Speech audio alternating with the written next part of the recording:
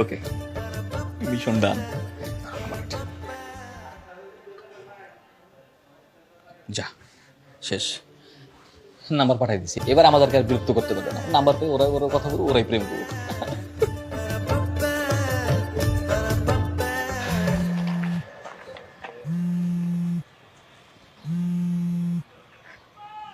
Hello, আমি মোহনা, চিনতে পেরেছো? আরে তুমি, এটা কার নাম্বার? এটা আমারই নাম্বার। আসলে হয়েছে কি যে আমি এতদিন ধরে একটা রং নাম্বারে কল করছিলাম, আর সেই মানুষটা অযথাই বারবার বিরক্ত হচ্ছিল। আরে আমিও তো সেরকমই একটা রং নাম্বারে বারবার কল দিয়েছিলাম। একটা মেয়ে ফোন ধরে আমার সাথে কত রাগারাগি না করলো। আমি তো ভেবেছি তুমি হয়তো আমাকে পছন্দই করো নাই। যেদিন আপনার বাবা আপনার ছবি আমাকে দেখিয়েছিল, ওই দিন থেকে আমি আপনাকে পছন্দ করি।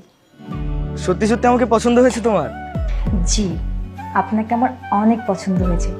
এখন আপনি বলুন তো, আপনার কি আমাকে পছন্দ হয়েছে? আরে আমি তো তোমাকে আগেই দেখেছি, তার জন্যই তো তোমার বাবার কাছে আমার বাবাকে পাঠিয়েছি বিয়ের কথা বলার জন্য। আচ্ছা ঠিক আছে, আজকে রাখি, আবার কল করব। আচ্ছা ঠিক আছে, ভালো থেকো। জি, আপনিও।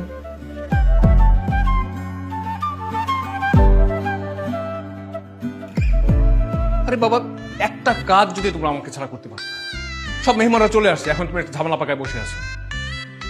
আচ্ছা ঠিক আছে, আমি আসতেছি। সব ঠিকঠাক আছে তো? হ্যাঁ সব ঠিকঠাক আছে। ভালো করে দেখে শুনে কাজ করিস। ঠিক আছে। অন্যদিকে গেলাম। ওকে। কিরে থামলি কেন? চল। বাবা এখানে কেন, এখানে কেন আসলাম?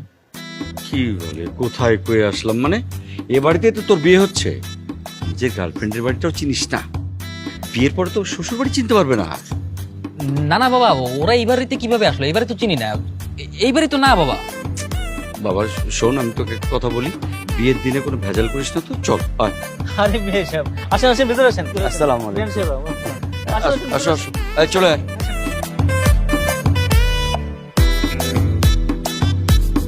এই তুই থাম, কি আন্দাজে মান্দাজে কোন বাসায় চলে আসছি? চল চল চল।